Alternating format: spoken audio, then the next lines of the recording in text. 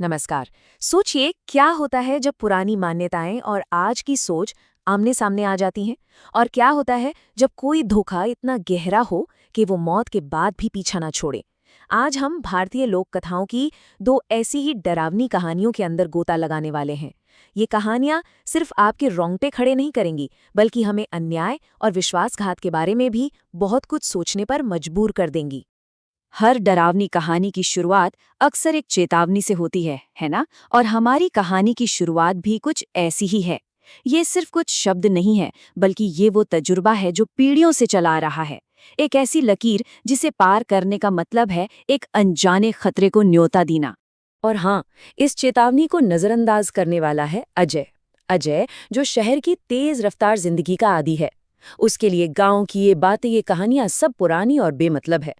वो हर चीज को लॉजिक से तोलता है और उसकी दुनिया में भूतों की कहानियों का मतलब है सिर्फ अंधेरे से लगने वाला डर और कुछ नहीं। और यहीं से शुरू होता है असली टकराव।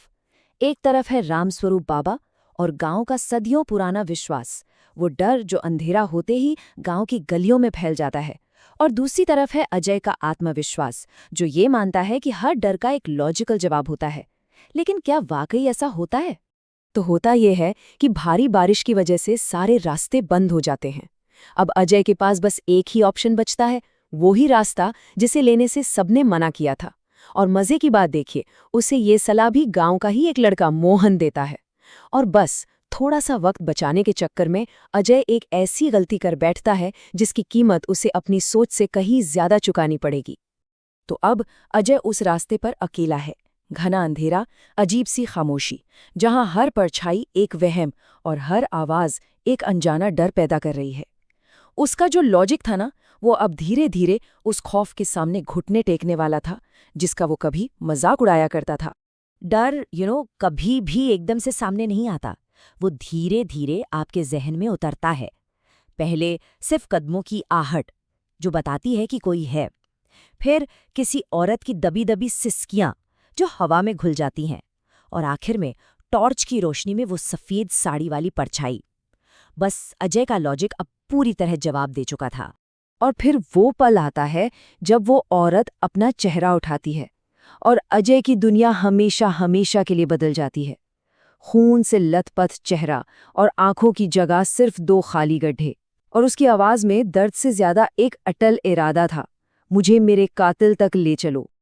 तो ये जो राधा है, वो सिर्फ एक भटकती हुई आत्मा नहीं है, वो हमारी लोक कथाओं की चुड़ैल का एक क्लासिक एग्जाम्पल है। मतलब एक ऐसी औरत जिसके साथ अन्याय हुआ हो और जो अपना बदला लेने के लिए वापस लौटी हो। ये कहानियां सिर्फ डराती नहीं हैं, बल्कि ये भी याद दिलाती हैं कि अन्याय का हिसाब तो होकर रहता है, आज नहीं तो कल। और फिर असली कहानी सामने आती है।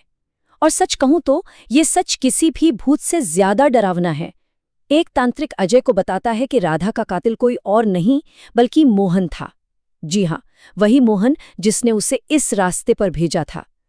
ये सिर्फ एक कत्ल की कहानी नहीं है, ये भरोसे के कत्ल की कहानी है। आप सोच रहे होंगे कि चलो, राधा का बदला पूरा हुआ, कहानी खत्म। अजय भी यही सोचकर अपनी जिंदगी में वापस लौट गया। लेकिन कुछ कहानियां कभी खत्म नहीं होती। 6 महीने बाद गांव से एक बुलावा आता है और अजय को एहसास होता है कि जो उसने देखा था वो तो बस एक शुरुआत थी। इस बार मामला और भी ज्यादा संगीन है। राधा की आत्मा को शांति नहीं मिली, बल्कि उसका गुस्सा और भी बढ़ गया है। वो पहले से ज्यादा ताकतवर होकर लौटी है। और सबसे डरावनी बात, इस बार वो अकेली नहीं है। राधा अब सिर्फ अपना बदला नहीं ले रही, उसने एक आर्मी बना ली है उन सभी आत्माओं की जिनकी मौत धोखे से हुई थी। मतलब उसका जो पर्सनल दर्द था वो अब एक सामूहिक विद्रोह बन चुका है, और वो पूरा रास्ता अब उनके कब्जे में है। तो चलिए, अजय की कहानी को यहाँ एक पल के लिए पॉज करते हैं और चलते हैं एक दूसरी कहानी की तरफ, जो उसी इलाके की एक और सुनसान सड़क पर घटती है। और यहाँ हमारी मुलाकात होती है एक और मुसाफिर, आरुष से। सोचिए, बस छूट गई है, सूरज ढल रहा है और जंगल के बीचों बीच एक अकेला ढाबा है। आरुष के लिए ये बस एक छोटी सी परेशानी थी। उसे क्या पता था कि वो उस रात के लिए उसी जगह पर फंस चुका है जहां दिन और रात के नियम ही अलग होते हैं। और देखिए, कहानी फिर से खुद को दोहरा रही है। ढाबे का मालिक एक चेतावनी देता है, ठीक वैसे ही जैसे अजय को मिली थी। एक और लोकल इंसान जो उस जगह के राज जानता है, और एक और मुसाफिर जो शायद इस चेतावनी को सीरियसली नहीं लेगा। मदद की तलाश में आरुष पास के गांव की तरफ जाता है, लेकिन वहां पहुंचकर उसे कुछ अजीब लगता है। पूरा का पूरा गांव अंधेरे में डूबा हुआ है, जैसे वहां कोई रहता ही ना हो, और हवा में एक ऐसी खामोशी है जो कानों में चुभती है। और इसी अंधेरे में आरुष की मुलाकात होती है एक अजनबी से, जो उसे उस गांव का वो राज बताने वाला था जो पिछले 75 सालों से वहीं दफन है। ये कहानी है 1946 की, एक पूरे समुदाय के साथ हुए धोखे की।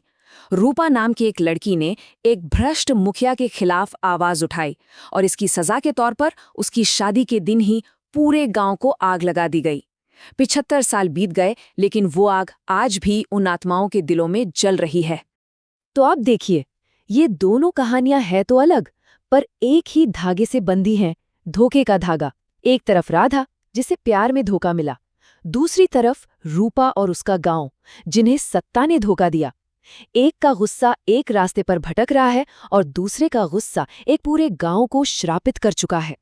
मतलब एक ही है, धोखे से लगी आग वक्त के साथ बुझती नहीं, बल्कि और भड़कती है। सुबह होती है, रात का डर थोड़ा कम होता है, लेकिन आरुष को उस पुराने घर में कुछ ऐसा मिलता है जो उसे ये एहसास दिलाता है कि असली हॉरर तो अब समझ में आया है। एक पुराना पीला पड़ चुका शादी का कार्ड, उस पर नाम थे रूपा संग किशन, और तारीख 22 दिसंबर 1946। ये वही तारीख थी जब पूरा गांव जलाया गया था। मतलब रात को जिसने आरुष को बचाया वो अजनबी किशन कोई इंसान नहीं था, वो रूपा का दूल्हा था, उसी गांव की एक आत्मा जो 75 सालों से अपनी दुल्हन का इंतजार कर रहा है। तो इन सब कहानियों का मकसद क्या है? क्या ये सिर्फ हमें डराने के लिए है, या फिर इन भूतों के पीछे कोई गहरा सच छिपा है जो हमें हमारे समाज के बारे में कुछ बताना चाहता है? दरअसल ऐसी कहानियों को कॉशनरी टेल्स कहते हैं, मतलब वो कहानियां जो हमें चेतावनी देती हैं। अजय की कहानी हमें सिखाती है कि बड़ों की सलाह को नजरअंदाज करना कितना खतरनाक हो सकता है, और रूपा की कहानी हमें याद दिलाती है कि जब सत्ता ही भरोसे को तोड़ दे तो उसका श्राप पीढ़ियों तक पीछा नहीं छोड़ता। और आखिर में एक सवाल सबके लिए, अगर कोई कहानी हमें किसी खतरनाक रास्ते पर जाने से रोकती है, हमें सुरक्षित रखती है, तो क्या सच में इस बात से कोई फर्क पड़ता है कि उस रास्ते के भूत असली हैं या नहीं? शायद इन लोक कथाओं का असली मकसद सच और झूठ का फैसला करना है ही नहीं। इस पर सोचिएगा जरूर।